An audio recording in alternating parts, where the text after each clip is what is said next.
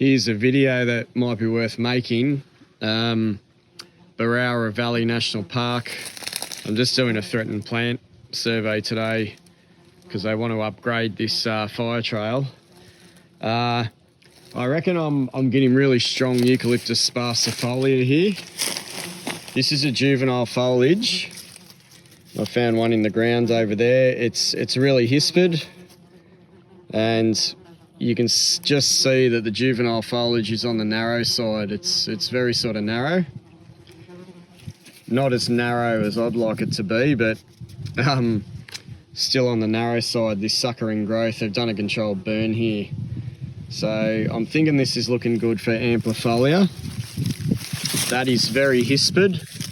If I run my hand down there, it's that real sandpaper feel.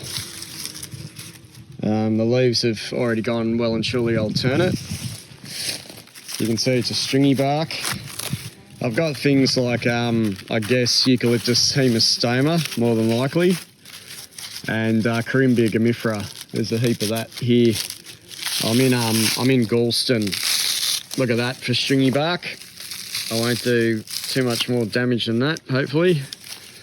And if I go up to the canopy, try and capture this, it's staying on the narrow side. I know that's hard to demonstrate, but it's all sort of suckering growth as well, or a lot of it is.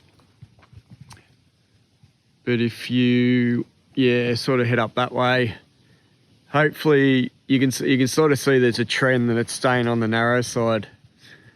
And I'm still thinking about Eucalyptus oblonga, but it's a very dry habitat here. It's not, I just associate oblonga with a little bit of moisture. This is a really dry sandstone ridge, but the foliage is staying nice and narrow up the top there. It's still got a bluey green look to it to me, or a bit of a bluey green look, but I reckon I'd be putting these down as sparsifolia.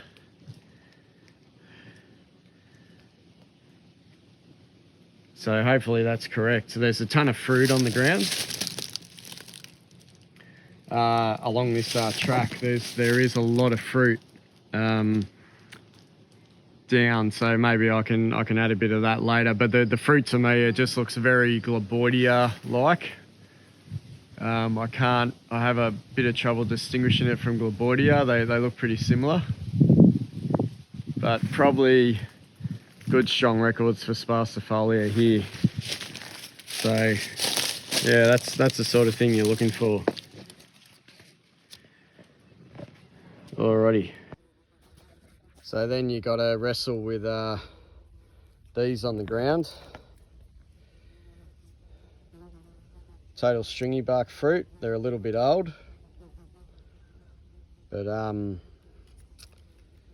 yeah, maybe they sit a bit prouder of each other than they do in Globoidia. It's always going to be difficult. You know, they just look really Globoidia to me. I struggle a little bit. These are pretty old, but I've rarely been to a site where there's been so much stringybark fruit on the ground. There's just so much to go for, but they're the valves are sort of well and truly sort of decomposed, I think, or degraded. Well, maybe there's some there, but you want to get them fresher than this, obviously. But there is just so much fruit on the ground. Heaps. I'll get my hand behind that. So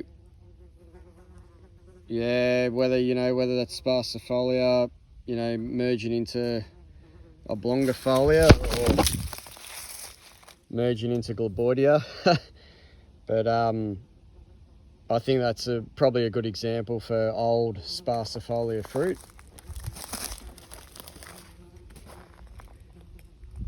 Just looking around for other things, but yeah. And I mentioned the scribbly gum before. On the ground are fruits like this, and they're pretty big, they're pretty wide. I know it might be hard to demonstrate, but these hemistoma fruits here You know, I would say probably 8 mil or so. So that's one thing to look for with the scribbly gums, just how wide the fruit are. But look, I only demonstrate this because it's a typical scenario. You know, I'm in a bushfire or a burnt area. Sorry, we just had a bushfire, controlled bushfire. And you're scratching around just trying to find things like this and making the best decision that you can. But I'll stick with sparsifolia for now. Alrighty. These coppicing sparsifolia juveniles look almost like Angophora bakeri. Sorry, I got there. Almost like Angophora bakeri, but they're well and truly alternate. Here's the tree. And again, the foliage is nice and narrow. It gets described as glossy. I can see the sun reflecting off it. Nice gloss, nice narrow foliage. But these are really cool juveniles for sparsifolia. This is what you'd want to be getting. Very hispid.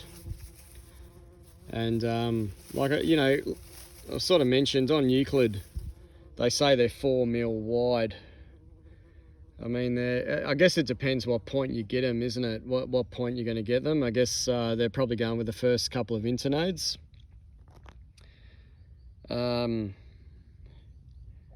But these are, you know, these are already 5 mil, 6 mil wide. These ones here.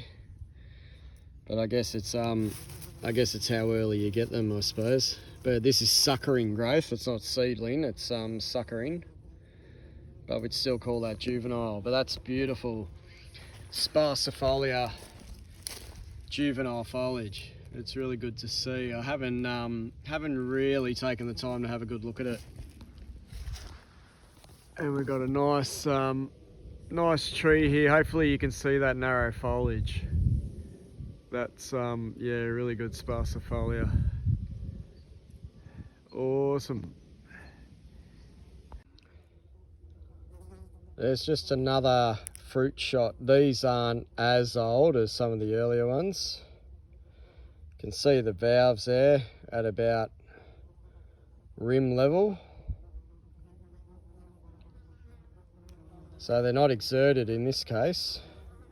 They don't look to be exerted.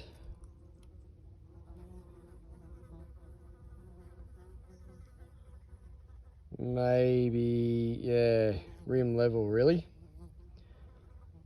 So, still worried about the fruit I had in the last video. That was from Putty, that Putty site where I was trying to show the fruit of sparsifolia.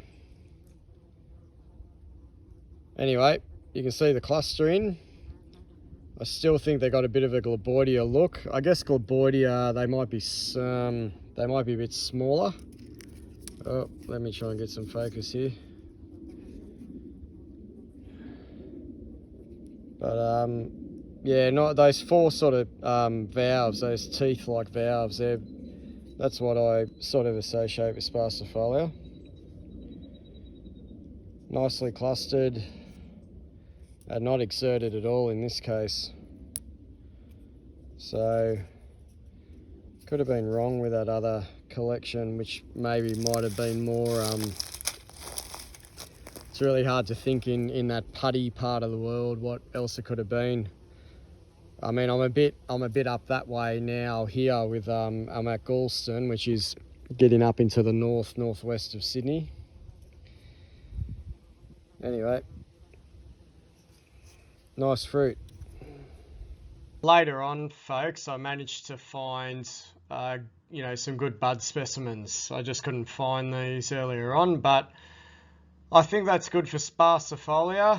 That's typical stringybark buds anyway. You can see they've got a really pointed operculum. Getting to the really pointed stage there. And I think if you just compare these with some online images, like Euclid, they look pretty good. So just wanted to throw the buds in there at the end. You can see they're well over 7. Stringybarks are sort of 11 to 15 most of the time, which is pretty typical. So what can we count there? Yeah, almost 15. Yeah, 14 or so buds on that one, and about the same or so there. So just watch out for that. The foliage is staying pretty narrow. Sparsifolia leaves, they're meant to be up to 2.3 centimeters wide or 23 mil. I'm doubtful about that, but that's what's specified. So yeah, same habitat. They're all there in the background, and just these were the buds I found.